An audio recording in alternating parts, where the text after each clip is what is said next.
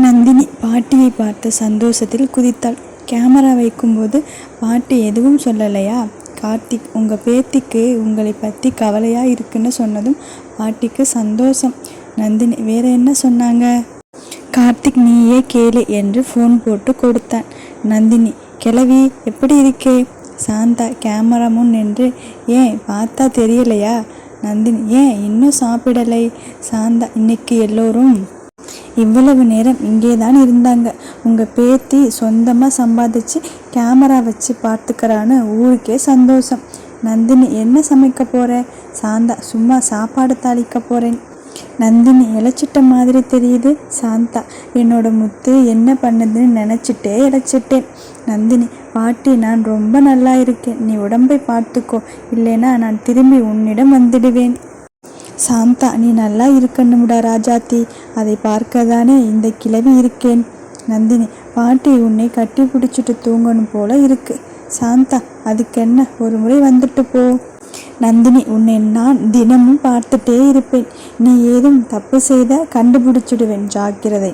ஒழுங்கா சாப்பிட்டு ஒழுங்கா தூங்கி உடம்பை பார்த்துக்கணும், புரியுதா?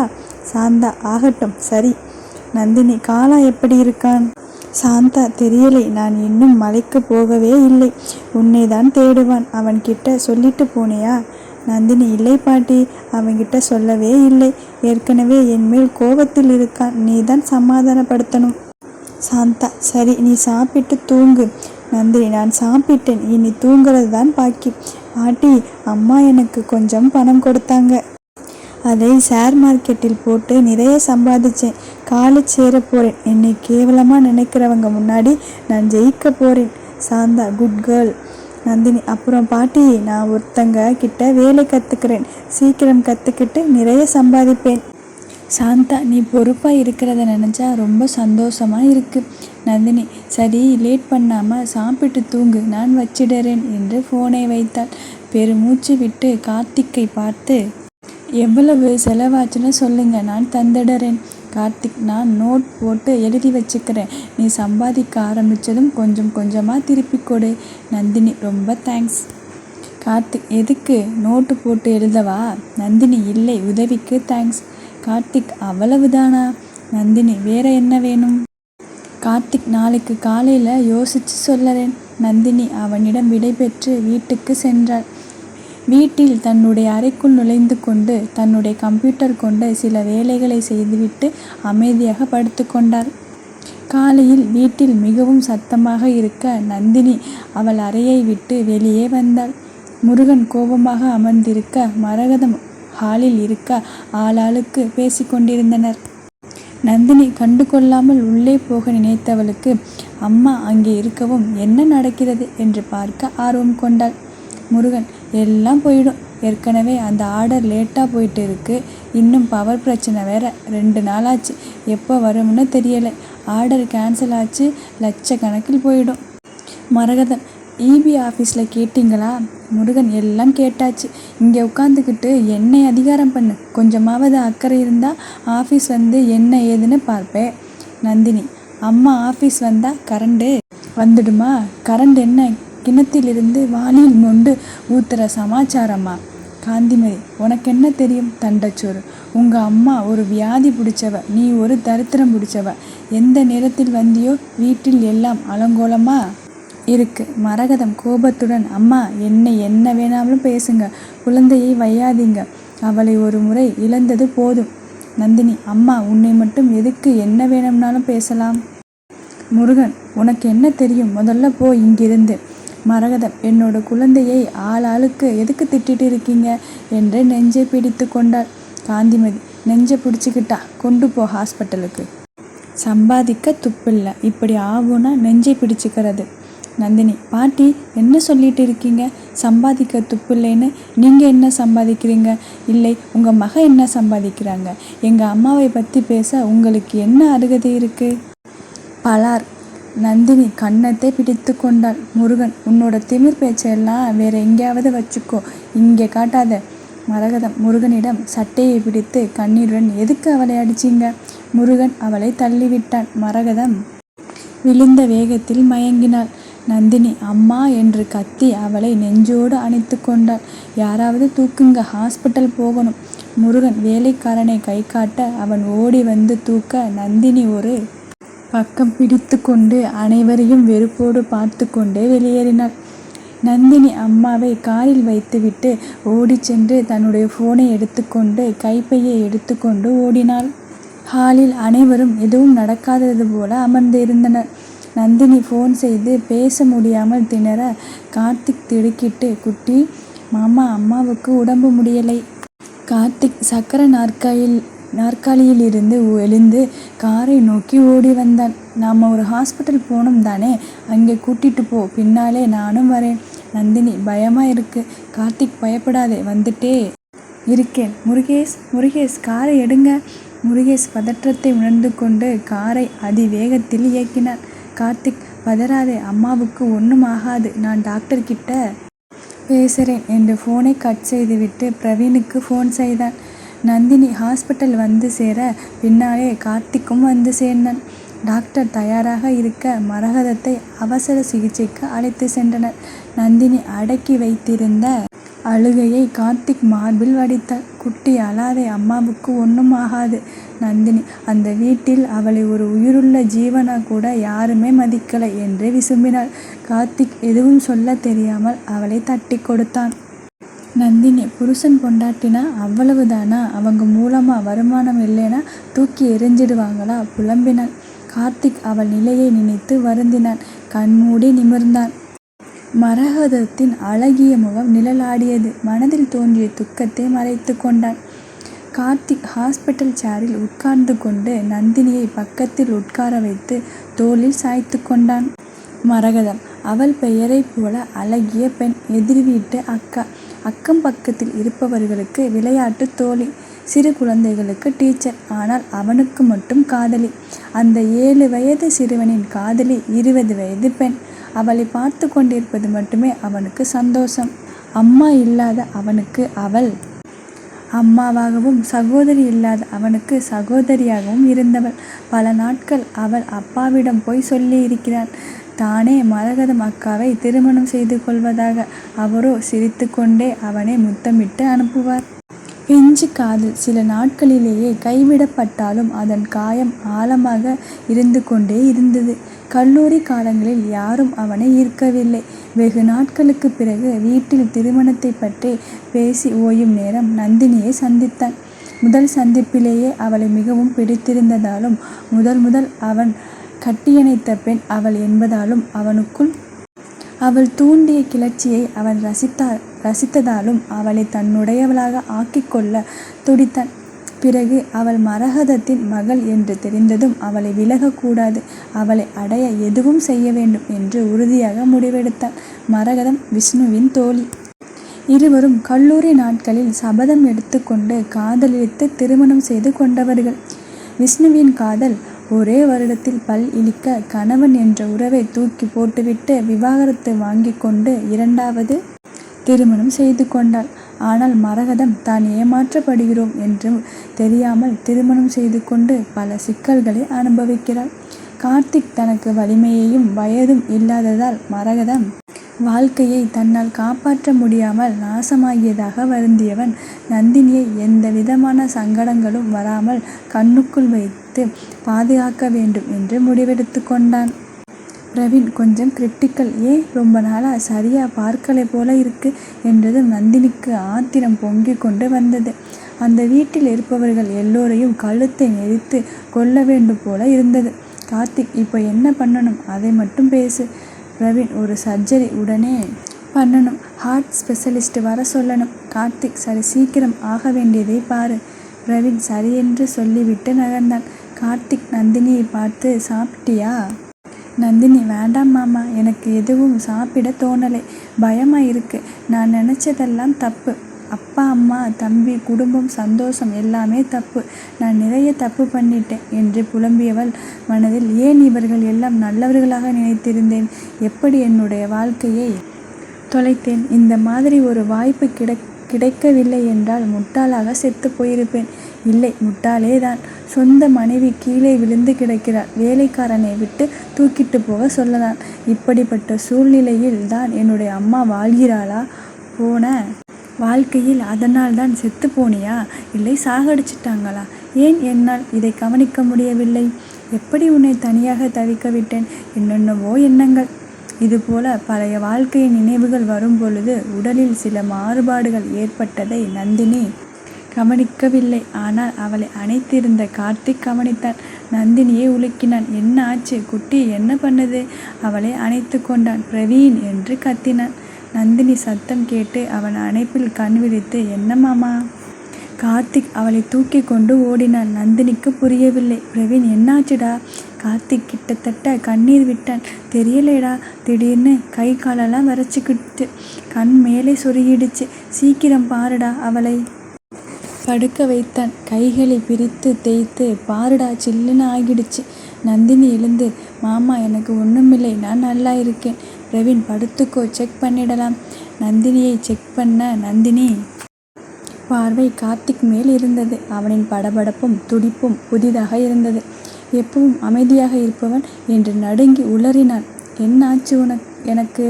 கார்த்திக் அவளை அணைத்து கொண்டான். ஒன்றுமில்லை, படுத்துக்கோ.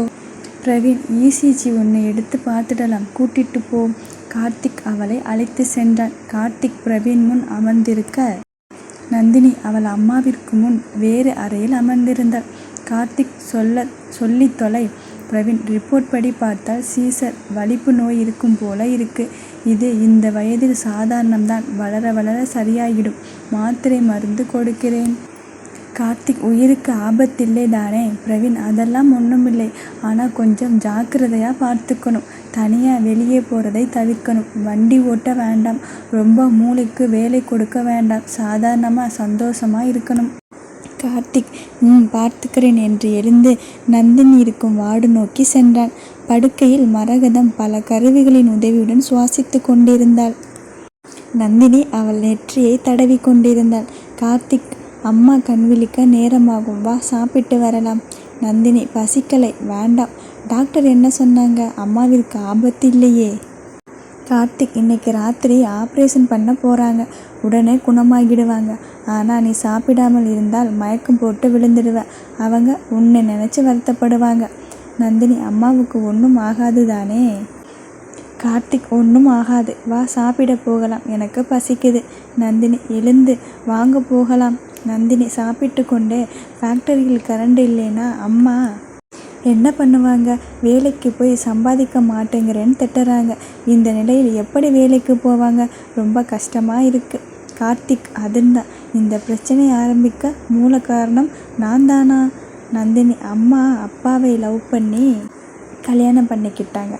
அம்மா வீடு பணக்காரங்க. அம்மாவை ஒதுக்கி வைக்கலை, ஏற்றுக்கிட்டாங்க. ஆனால் அப்பா சும்மா பணம் வாங்கிட்டு வர சொல்லி சண்டை போடுவார்களாம். அதனால் ஒரு பெரிய தொகை கொடுத்து தொழில் ஆரம்பித்து கொடுத்து விட்டு அம்மா வீட்டு ஆட்கள் விலகிட்டாங்க. MM டெக்ஸ்டைல், மரகதம் முருகன் முதல் எழுத்து வச்சு ஆரம்பிச்சிருக்காங்க. முதல் முழுவதும் அம்மாவோடது. அதனால் அம்மா தான் முதலாளி. ஆனால் இப்போது அவங்க கிட்ட 50% ஷேர் தான் இருக்குது. எல்லாத்தையும் அவரே பிடுங்கிட்டார். இப்போது வாய் கூசாமல் சம்பாதிக்கலைன்னு குறை பேசிட்டு இருக்காங்க. அந்த வீடு கூட அம்மாவோடது தான் என்று புலம்பினாள். கார்த்திக், எல்லாத்தையும் அவங்க கிட்டேருந்து பிடுங்கி உங்கள் அம்மா கிட்ட கொடுத்துடலாம். நந்தினி, ஆமாம், ஆனால் நானே தனியாக யாரோட உதவியும் இல்லாமல் செய்ய போகிறேன். நிறைய பிளான் வச்சுருக்கேன். கார்த்திக், அப்போ என்னோட குட்டி ஜெயிக்க போகிறதை பார்க்க போகிறேன். நந்தினி என்று தலையாட்டி சிரித்தாள். மரகதம் ஹாஸ்பிட்டலில் அட்மிட் ஆனதை பற்றியோ இல்லை ஆப்ரேஷன் செலவு ஆனதை பற்றியோ எந்தவித விசாரிப்பும் முருகனிடமிருந்து இல்லை. நந்தினி ஆப்ரேஷன் நடந்த அன்று இரவு கார்த்திக் மட்டுமே அவளுடன் துணையாக இருந்தான். மறுநாள் காலையில் மரகதம் சுய நினைவுக்கு வந்தவுடன் நந்தினி கொஞ்சம் நிம்மதியானாள். ஆப்ரேஷன் செய்த டாக்டர் ஜான் 50 வயது மதிக்கத்தக்கவர். மரகதத்தை செக் செய்ய வந்தார். நந்தினி வெளியே நிற்க, டாக்டர் ஜான், அவங்க ஃபேமிலி? நந்தினி, சார், நான் அவங்க பொண்ணு. ஜான், இப்போதைக்கு ஆபத்தில் இருந்து வெளியே வந்துட்டாங்க. ஆனால் இனிமேல் கொஞ்சம் ஜாக்கிரதையாக இருக்கணும். அதிர்ச்சி, சந்தோஷம் ரெண்டும் வேண்டாம். மாத்திரை கொடுத்திருக்கேன். ஹாஸ்பிட்டலில் 1 வாரம் இருக்கட்டும். நான் தினமும் மாலை 4 மணிக்கு ரிவ்யூ வருவேன். நந்தினி கையெடுத்து கும்பிட்டு தேங்க்ஸ் சார். ஜான் பார்வை நந்தினி கையில் இருந்த பிரேஸ்லெட் மேல் நின்றது. அதை பார்த்ததும் வியந்தார். ஜான், அம்மா, உங்கள் கையில் இருக்கும் பிரேஸ்லெட்? நந்தினி, இதுவா? இதை பற்றி எனக்கு தெரியாது. என்னோட சாந்தா பாட்டி கொடுத்தாங்க. ஜான் நல்லா இருக்கு என்று தலையாட்டி கொண்டு சென்றார். அவர் மனமெல்லாம் அந்த சாந்தா என்ற பெயரையும் அந்த பெண்ணை பற்றிய எண்ணங்கள் சுழன்று கொண்டிருந்தன. உடனே ஃபோன் செய்து சிலரிடம் இந்த தகவலை பரிமாறிக்கொண்டார். நந்தினி இரவு பகலாக தனக்கு துணையாக இருந்த கார்த்திக்கிடம், மாமா நீங்கள் போங்க, இல்லைன்னா உங்கள் ஓனர் திட்ட போகிறாங்க, நான் பார்த்துக்கிறேன். கார்த்திக் அவளை விட்டு விலகி போக விரும்பாவிட்டாலும் தான் கூடவே இருப்பது அவளுடைய மனதில் தன்னை பற்றிய மாற்று அபிப்பிராயம் வந்துவிடக்கூடாது என்று நினைத்து கிளம்ப முடிவெடுத்தான். நந்தினியை தனியாக அழைத்து, குட்டி, இந்த மாத்திரை உனக்கு, சாப்பிடு. நந்தினி, எனக்கு என்ன, நல்லாதானே இருக்கேன். கார்த்திக் அவளுடைய ரிப்போர்ட் எல்லாம் காண்பித்து அவளுடைய உடல்நிலையை பற்றி விவரித்து, நீ என்ன செய்தாலும் சரி, உன்னோட உடல்நிலையை நல்லா பார்த்துக்கிறேன்னு உறுதி கொடுத்தால் நான் கிளம்புறேன். இல்லைனா உன்னை என்னுடன் கூட்டிட்டு போய் வச்சுக்குவேன். வெளியே விடமாட்டேன். உங்கள் அம்மாவை கூட பார்க்க முடியாது. நந்தினி அதை கேட்டு முதலில் கோபமானாள். ஆனால் அவளுக்கு உண்டான வயதுக்கு மீறிய முதிர்ச்சியால் கார்த்திக்கின் பாசத்தை புரிந்து கொண்டாள். நான் டேப்லெட் சாப்பிட்டு பத்திரமா இருக்கேன், ப்ராமிஸ். எப்போ நான் என்னோட சத்தியத்தை மீறினேன் என்று தோன்றுகிறதோ அன்னைக்கு என்னை நீங்கள் கூட்டிட்டு போய் கட்டி போட்டுடலாம். ஆனால் இதெல்லாம் இன்னும் 3 வருஷம் நான் கல்யாணம் செய்துக்கும் வரைதான். அப்புறம் என்னுடைய கணவர் சொல்படிதான் நடப்பேன். என்ன காரணமோ தெரியவில்லை. அவள் மனதில் வேறு ஒருவர் இருக்கிறார் என்பதை அழுத்தமாக கார்த்திக்கிடம் சொல்ல நினைத்தாள். கார்த்திக் ஆச்சரியமாக அவளை பார்த்தான். எப்படி, இன்னும் 3 வருஷத்தில் கல்யாணம் செய்துக்குவேன்னு உறுதியா இருக்கே? நந்தினி, என்னை விரும்பும் ஒருத்தர் இருக்கார். அவர் முதலில் நான் காலேஜ் முடிக்க காத்திருக்கார். அவர் என்னை தேடி வந்து கல்யாணம் செய்துக்குவார். கார்த்திக் அதிர்ச்சியானான். யார் அவர்? எங்கே இருக்காரு? நந்தினி, தெரியாது. ஆனால் அவர் என்னை தேடி வருவார். கார்த்திக், எப்படி அவ்வளவு உறுதியாக சொல்லற? நீ அவரை லவ் பண்ணுறியா? நந்தினி, என்னோட பிறவியே அவருக்காக தான் என்று சொல்ல வந்தவள் என்று தலையாட்டினாள். கார்த்திக், ஏன்? அவர் பெரிய பணக்காரரா? எப்படி பழக்கம்? நந்தினி, ஆமாம், அவர் பெரிய பணக்காரர் தான். ஆனால் அவரை நான் விரும்புவது அவர் பணக்காரர் என்பதால் இல்லை, அவர் எனக்காக உயிரையும் கொடுப்பார் என்பதாலே. மற்றபடி பழக்கம் எல்லாம் ஒன்றுமில்லை. கார்த்திக், ஏதாவது ட்விட்டர், ஃபேஸ்புக் அந்த மாதிரி இடத்துல சந்திச்சியா? நந்தினி, இல்லை, அதெல்லாம் எனக்கு தெரியாது. கார்த்திக், என்னை மாதிரி ஒருத்தர் உன்னை கல்யாணம் செய்துக்க முடியாதா? நந்தினி, நிச்சயமாக இல்லை. என்னுடைய வாழ்க்கை அவருக்காக தான். கார்த்திக், சொல்லு, அவர் எப்படி இருப்பார்? நான் அவரை தேடி கூட்டிட்டு வரேன். நந்தினி, அவர் எப்படி இருப்பார்னு எனக்கு தெரியாது. ஆனால் அவர் என்னோடு தான் இருக்கார். கார்த்திக் சுற்றி சுற்றி திரும்பி பார்த்தான். நந்தினி, ஹலோ, அப்படி இல்லை, இங்கே அவர் இல்லை. ஆனால் என்னோட ஃபோனில் அவர் நம்பர் இருக்கு. அவர் எப்படியும் வருவார். கார்த்திக் எங்கோ இருக்கும் முகம் தெரியாதவருக்காக இப்படி என்னை அலட்சியப்படுத்தலாமா? இப்போவே என்னை கல்யாணம் பண்ணிக்கோ. உன்னை பூ மாதிரி பத்திரமா வச்சு பார்த்துக்கிறேன். நந்தினி அவனை முறைத்தாள். அவளுக்கும் முந்தைய ஜென்மத்தில் தன்னுடைய கணவனை பற்றி தெரியாமல் இருந்திருந்தால் கண்டிப்பாக கார்த்திக்கு தன்னுடைய மனதை கொடுத்திருப்பாள். ஆனால் அவள் வேறு ஒருவனுக்கு கடமைப்பட்டிருக்கும் பொழுது எப்படி கார்த்திக்கின் வார்த்தைகளை மனதில் ஏற்றுக்கொள்ள முடியும்? விளையாட்டாக விலகிவிடுவதே நல்லது. மாமா, எனக்கு கோபம் வரும். கார்த்திக், சரி, உன்னோட காதலனை பார்த்து உன்னை பற்றி நல்ல விஷயமா சொல்லி வைக்கிறேன். யாருன்னு சொல்லு. நந்தினி, உங்களால் கண்டுபிடிக்க முடியுமா? கார்த்திக், அடையாளம் சொன்னால் கண்டுபிடிக்கலாம். நந்தினி, வேண்டாம். ஏனோ அவர் என்னிடம் இருந்து விலகி இருக்க நினைக்கிறார். அவரே என்னை தேடி வருவார். கார்த்திக், சரி, அவர்தான் இவர்னு எப்படி உறுதியாக கண்டுபிடிப்ப? ஏதாவது அடையாளம் இருக்கணும் தானே? நந்தினி, நிறைய இருக்கு, உங்களுக்கும் தெரிஞ்சிருக்கும். ஆனால் நான் இதை உங்ககிட்ட சொன்னதா அவருக்கு தெரியக்கூடாது. அவர் பெரிய பணக்காரர். ஒரு 1000 பேருக்கு முன்னால் கொலை செய்தாலும் அவரை நிமிர்ந்து யாரும் கேள்வி கேட்க முடியாது. உங்களை மாதிரி அடியால் நிறைய பேர் அவர்கிட்ட வேலை செய்கிறாங்க. அவருக்கு ஹெலிகாப்டர் ஓட்ட தெரியும். சொந்தமாக ஹெலிகாப்டர் வச்சிருக்கார். அப்புறம் ஒரு மலை உச்சியில் பெரிய அரண்மனை மாதிரி வீடு இருக்கு. அந்த வீட்டில் வெளியே ஒரு ஹெலிபேட் இருக்கு. ஹெலிகாப்டரை நேராக போய் இறக்கிக்கலாம். அவள் உடல் விரைத்து கண்கள் மேலே சொருக கீழே விழப்போனவளை கார்த்திக் தாங்கி பிடித்தான். கார்த்திக் குட்டி அவளை தன்னோடு அணைத்து கொண்டான். டாக்டர் என்ற அவன் அலறல் அந்த காரிடார் முழுவதும் எதிரொலித்தது. கார்த்திக் பிரவீன் முன் அமர்ந்திருந்தான். பிரவீன், டே, முழுசா 1 மாசத்துக்கு உன்னை நடக்கக்கூடாதுன்னு சொன்னேன். ஆனால் நீ என்ன பண்ணி வச்சிருக்க? கார்த்திக், டே, எனக்கு ஒரு விஷயம் தெரிஞ்சுக்கணும். பிரவீன் சொல்வதை காதில் கூட வாங்கி கொள்ளாமல் எதை பற்றியோ கேட்க துடித்த கார்த்திக்கை பார்த்து என்ன என்றான் எரிச்சலாக. கார்த்திக், நானே போகாத இடத்துக்கு நந்தினி அடையாளம் சொல்லறா. என்னிடம் பழகாமலே, என்னை பற்றி தெரியாமலே என்னை பற்றி சொல்லறா. எப்படி இது சாத்தியம்? பிரவீன், யார்கிட்டையாவது கேட்டு தெரிஞ்சுக்கிட்டு இருந்திருப்பா. கார்த்திக், இல்லை, என்னிடம் சொந்தமாக ஹெலிகாப்டர் இருப்பது யாருக்குமே தெரியாது. பிரவீன், டே, உங்ககிட்ட ஹெலிகாப்டர் இருக்காடா? கார்த்திக், ஆமாம், இன்னும் இந்தியா எடுத்துட்டு வரலை. பிரவீன், அப்படியா? இது பற்றி யாருக்கு தெரியும்? கார்த்திக், யாருக்கும் தெரியாது. இன்னும் சென் அங்கிளுக்கு கூட தெரியாது.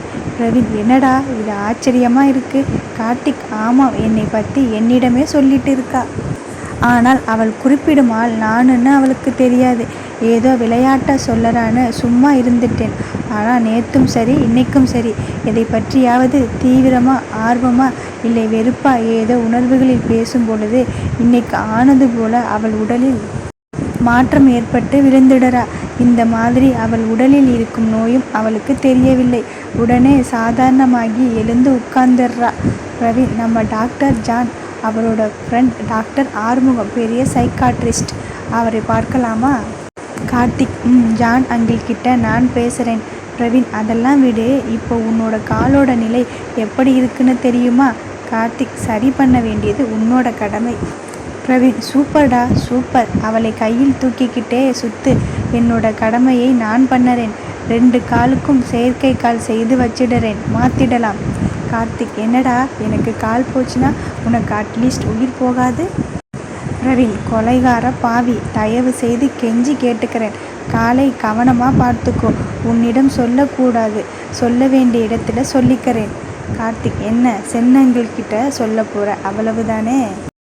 பிரவீன், நான் எப்போ அப்படி சொன்னேன்? கார்த்திக், டேய் பிரவீன், உன்னோட உதவியாளர் நிற்கிறான், போ. கார்த்திக், தமிழ், பின்னரே போ என்று நகர்ந்தான். வாசு, சார், இப்போ உங்களை வீட்டில் விட்டுட்டு நான் ஆஃபீஸ் போய் கொஞ்சம் டாக்குமெண்ட் எடுக்க வேண்டியது இருக்குது, எடுத்துகிட்டு வந்துடுறேன். கார்த்திக், அதெல்லாம் இருக்கட்டும். என்ட்ரன்ஸ் எக்ஸாம் எப்போ? வாசு, எந்த entrance exam sir? Karthik, right. வர வர உன்னோட மூளை மழுங்கிட்டே போகுது. அதுக்கு காரணம் என்ன? உன்னோட தங்கச்சிக்கிட்ட கொஞ்சம் விவரம் கேட்டுட்டு வர சொன்னேனே. வாசு, சார், தங்கச்சி ஊருக்கு போயிருக்கா, வந்ததும் கேட்டு செல்லறேன். கார்த்திக், இதே தானே அன்னைக்கும் சொன்னேன். வாசு, ஆமாம் சார், அப்போ போனவள் தான், இன்னும் வரவே இல்லை. ஆனால் கூகுளில் கொஞ்சம் விவரம் கிடைக்கும் போல இருக்குது. கார்த்திக், நானே பார்த்துக்கிறேன். உன்னோட தங்கச்சி இருந்தால் நந்தினிக்கு துணையாக இருக்க சொல்லலாம்னு இருந்தேன். உன்னோட தங்கச்சிக்காக ஒரு எல்வி பேக் வர வச்சிருந்தேன். பரவாயில்லை, விடு. வாசு, சார், நான் உடனே வர சொல்லறேன். கார்த்திக், இப்போ ஊரிலிருந்து வந்துட்டாங்களா? வாசு திருவென விழித்து, இல்லை சார், இப்போ ஃபோன் பண்ணி ஊரிலிருந்து கிளம்பி வர சொல்கிறேன் சார். கார்த்திக், தேவையில்லை, பாப்பா அம்மாவை துணைக்கு வர சொல்லு. வாசு, சரி சார் என்றான் சோகமாக. செலவில்லாமல் அவளுக்கு பேக் வந்தது கைவிட்டு போச்சே. ஒரு பெரிய ஹோட்டல். விஐபி ரூமில் சில முக்கிய புள்ளிகள் கூடியிருந்தனர். லெக்சரர் பழனிவேல், அவருடைய மனைவி சயின்டிஸ்ட் அகிலன், பிஸ்னஸ்மேன் சேரன், அவருடைய மனைவி பிரபல psychiatrist Arumugam, heart surgeon Johns, அவருடைய மனைவி. ஆறுமுகம், நிஜமாவே என்னோட சாந்தா பற்றி விவரம் தெரிஞ்சதா? ஜான், டே, தப்பாக பேசுகிற, உன்னோட சாந்தா இல்லை. அகிலன், உங்கள் அம்மா அப்பா ஜாதி பேர் சொல்லி உங்களை பிரிச்சுட்டாங்க. நாங்கள் 4 பேரும் அவளுக்கு அண்ணனுங்கன்னு இருக்கோம். எங்கள் முன்னாடி என்னோட சாந்தான்னு உரிமை கொண்டாடின கொன்னுடுவோம். பழனிவேல், டே, சும்மா இருங்கடா. சாந்தா எப்படி இருக்கா?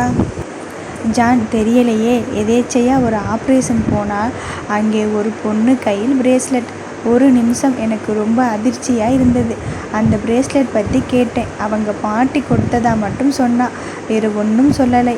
நான் கேள்வி மேல் கேள்வி கேட்டு அந்த பொண்ணு பயந்துடுச்சுன்னா அதனால தான் ஒன்றும் கேட்காம வந்துட்டேன். ஆறுமுகம், சாந்தாவுக்கு கல்யாணம் ஆகிடுச்சா? ஜான், டே, நான் தமிழ் தானே பேசுகிறேன், உங்களுக்கு புரியுதா? அவளுடைய பேத்தின்னு சொல்லறேன், கல்யாணம் ஆகிடுச்சான்னு கேட்டுட்டு இருக்கா. ஆறுமுகம் சோகமாக, சாந்தா மாதிரியே இருப்பாளா? ஜான், ஒரு நாள் சந்திக்கலாம். அமைதியாக இவர்கள் பேசுவதை கேட்டு கொண்டிருந்த சேரன், டே, என்னோட மகனுக்கு அந்த பொண்ணை பார்க்கலாமா? பழனிவேல், ஏன், உனக்கு மட்டும்தான் மகன் இருக்கானா? எனக்கும் மக வயிற்று பேர 4 பேர் இருக்காங்க. அகிலன், எனக்கு மட்டும் இல்லையா? ஜான், கடுப்பேத்தாதீங்க, எனக்கு எல்லாமே பெண்ணுகள்னு நான் உங்களோட போட்டி போட மாட்டேன். நான் வேணும்னா என்றதும் அவர் மனைவி ஜான் காதை திருக, ஆ. ஜான், சொல்ல மறந்துட்டேன், அந்த பொண்ணை அறிமுகம் செய்தது கர்ணன் பேரன் கார்த்திகேயன். சேரன், என்ன உறவு? ஜான், அது தெரியாது, ஆனால் அவனுக்கு அந்த பெண் மேல் அளவு கடந்த பாசம். ஆறுமுகம், திருமணம் செய்து கொள்ளாமல் சாந்தா நினைவிலேயே இத்தனை நாட்களை கடந்தவர் போதுமுடா. சேரன், ஆமாம், ஒரு பிரம்மச்சாரி மனசை சங்கடப்படுத்தாதீங்க என்றதும் அனைவரும் சிரித்தனர். அந்த இடமே சந்தோஷ களிப்புடன் இருந்தது. அவர்களுக்கும் சாந்தாவை பற்றிய சிறு விவரம் கூட பெரிய சந்தோஷத்தை கொடுத்தது. நந்தினி ஹாஸ்பிட்டல் விட்டு வீட்டுக்கு சென்று அம்மாவுக்கு உடைகள் மற்றும் சில தேவையான பொருட்களை எடுத்து வர நினைத்து பாப்பா அம்மாவிடம் தன்னுடைய அம்மாவை பார்த்து கொள்ள சொல்லிவிட்டு நகர்ந்தாள். வீட்டில் அனைவரும் ஒன்றாக அமர்ந்து பேசி கொண்டிருக்க வீட்டால் அல்லாத மேகலாவும் அங்கே இருந்தாள். நந்தினி அவர்களை கண்டு கொள்ளாமல் தாண்டி சென்றாள். மேகலா அவளை தடுத்து, நந்தினி, அம்மாவை எப்பவும் கூட்டிகிட்டு போகிற ஹாஸ்பிட்டல் கூட்டிகிட்டு போகாமல் வேறு பெரிய ஹாஸ்பிட்டலில் சேர்த்து இருப்ப போல. காந்திமதி, லட்சக்கணக்கில் எப்படி செலவு செய்கிறது?